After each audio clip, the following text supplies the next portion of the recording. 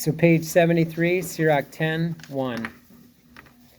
A wise magistrate will educate his people, and the rule of an understanding man will be well ordered. Like the magistrates of the people, so are his officials.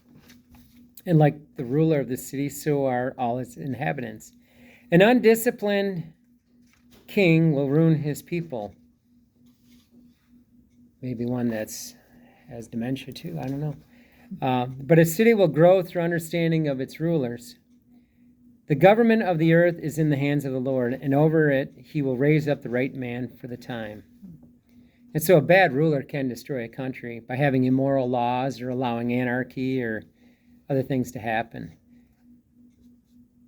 The success of a man is in the hands of the Lord, and he confers his honor upon the person of the scribe.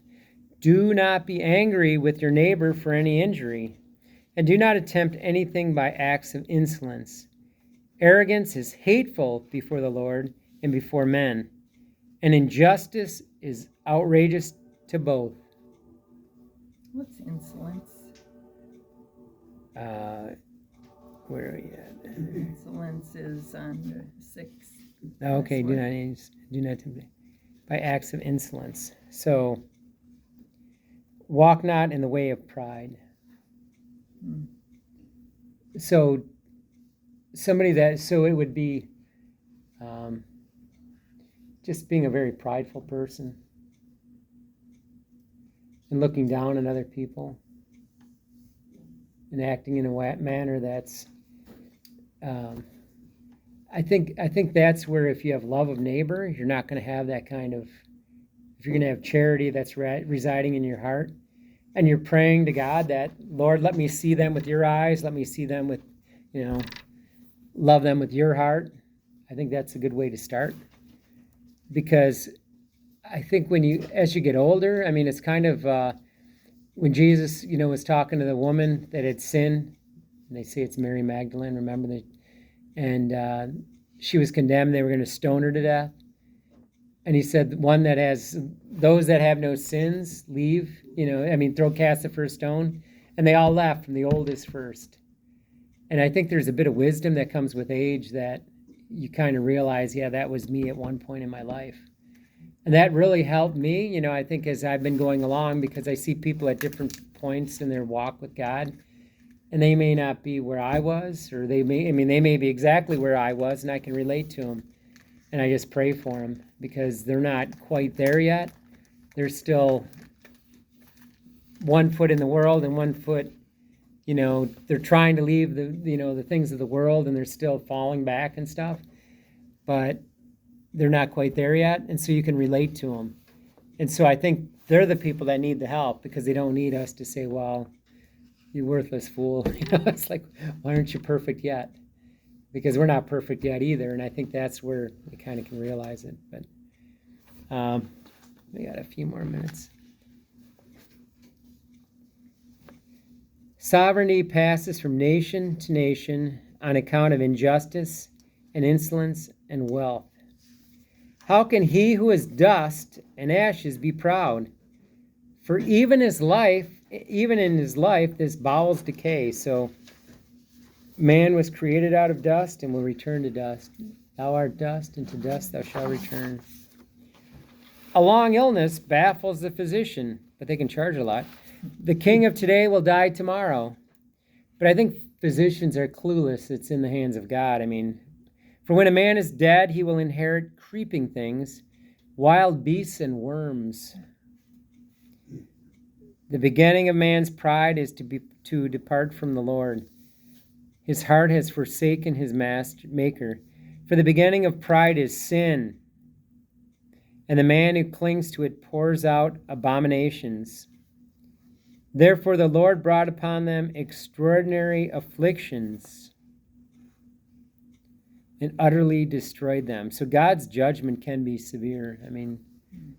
We kind of take it for granted that, we may not, everything's sailing along pretty good here. But if you look at salvation history, a lot of judgment happened to the people.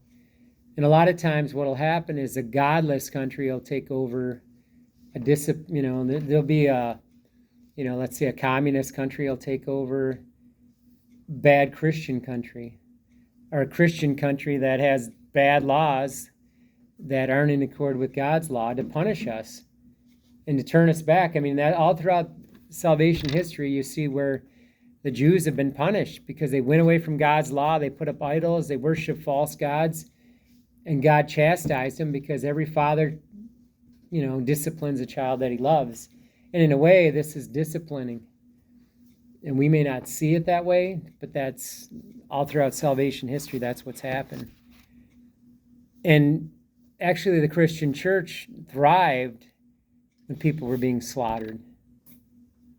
I mean, the blood of St. Peter and St. Paul is where, in Rome, that's where the Vatican, and go look under the Vatican, you can see the tomb of Peter.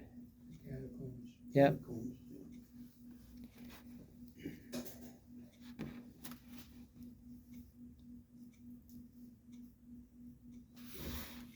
The Lord has cast down the thrones of rulers and has seated the lowly in their place. The Lord has plucked up the roots of the nations and has planted the humble in their place. The Lord has overthrown the lands of the nations and has destroyed them to the foundations of the earth. He has removed some of them and destroyed them and has extinguished the memory of them from the earth. Pride was not created for men, nor fierce anger for those born of woman.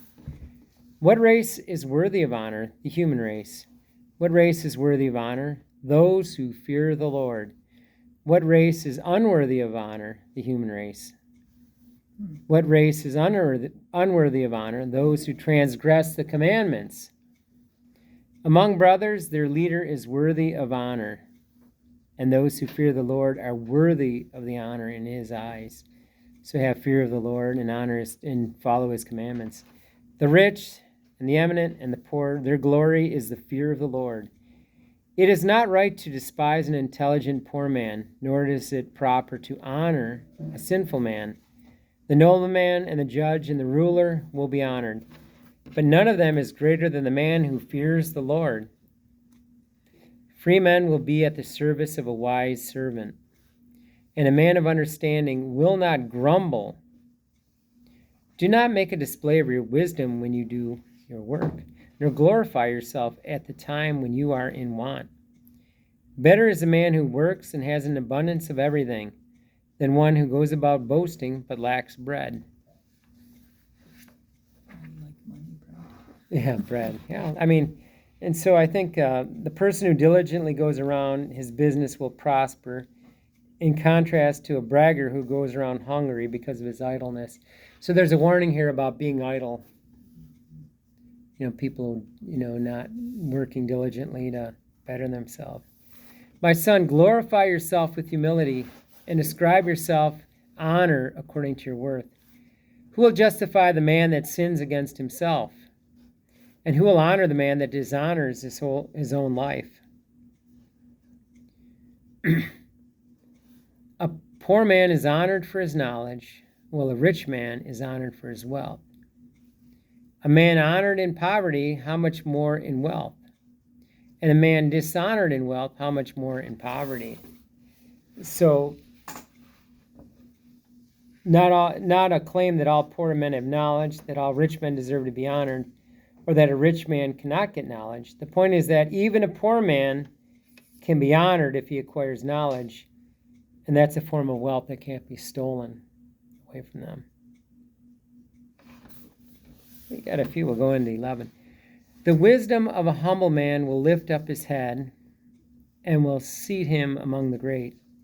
Do not praise a man for his good looks, nor loathe a man because of his appearance. The bee is small among flying creatures, but her product is the best of sweet things. Do not boast about wearing fine clothes, nor exalt yourself in the day that you are honored. For the works of the Lord are wonderful, and his works are concealed from men. So a person's true worth is not visible by the naked eye. So the wise person should not be misled by external appearances. Many kings have had to sit on the ground, but one who was never thought of has worn a crown. So, and it says here in the commentary, powerful kings have been toppled from their thrones, but unknown people have risen from obscurity to kingship. So that, and it says he might have been thinking of David, King David. If you remember, he was out just being a shepherd boy, and God called him to be the king. Many rulers have been greatly disgraced, and illustrious men have been handed over to others. Do not find fault before you investigate. So don't jump up your ladder. First consider and then reprove. Do not answer before you have heard, nor interrupt a speaker in the midst of his words. Do not argue about a matter which does not concern you. So don't be a busybody, right? Right. Nor sit with sinners when they judge a case. My son, do not busy yourself with many matters. If you multiply activities, you will not go unpunished. Interesting. If you pursue, you will not overtake, and by fleeing, you will not escape. There is a man who works and toils and presses on, but is so much the more in want. There is another who is slow and needs help, who lacks strength and abounds in poverty. But the eyes of the Lord look upon him for his good. He lifts him out of his low estate. So the weak and the poor, if they work with a humble disposition, draw the kindness of God, who is able to raise them up to a position of honor and make them prosperous to the astonishment of many. Success in life does not always arrive out of one's efforts. Good things and bad, life and death, poverty and wealth come from the Lord. So this represents all aspects of human life, which ultimately comes from the Lord.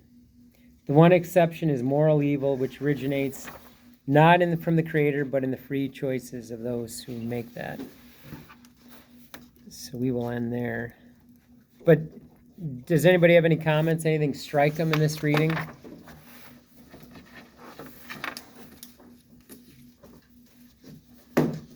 Did you find anything where you... Yes, Oh, I did. you want to share? Mine is, do not answer before you have heard, nor interrupt a speaker in the midst of his words. That's me, I do it all the time. Really? You didn't know something. When you got married, you got the right to do that. Yeah. That's right. Stop, yeah. Or do not concern about a matter which does not concern you. That's another aspect. I like that. Well, what you'll find out is that that'll get you keep you out of a lot of trouble. I mean, just like, it doesn't concern me. My father I get said, involved in everybody else. my father used to say, keep your nose on your own face. I know, that's kind of, I mean, that's Yeah. when you look at these things, that's where this is all wisdom. I mean, this will help, it's trying to help order your life so that you're doing things in accord with what God's will is. It's promoting things like being humble, having fear of the Lord, following the commandments, keeping out of other people's business. I mean, these are all, keep in mind death. I mean, you're going to die. Here we go, Ben. No, he says it pretty graphically. He will inherit creeping things and wild beasts and worms. Dust And you're going to, thou art dust, and to dust thou shalt return. And if you have that in mind, I think, and you're living like today's your last day, you might have some better quality of life days. Because if the last time, I'm going to speak to this group, you say, well, it's been a pleasure talking to all of you. Yeah. It's been wonderful. I mean, in this journey to heaven, I'm blessed to have all of you in my life. I mean, that's the way we should be approaching it. Because we don't know. I mean, this may be the last time we ever meet. You just don't know. And so I think if you have that having that gratitude toward all the blessings that God's giving you, life becomes more meaningful. And it's rich until the day we go, because we don't know when we're going to go. And like the guy down the road, I mean, he was 67, and 1 month before everything was going fine, and then 1 month later he was gone. And so we just don't know. I mean, life can happen like that. It could happen in a car accident. And in Detroit, it could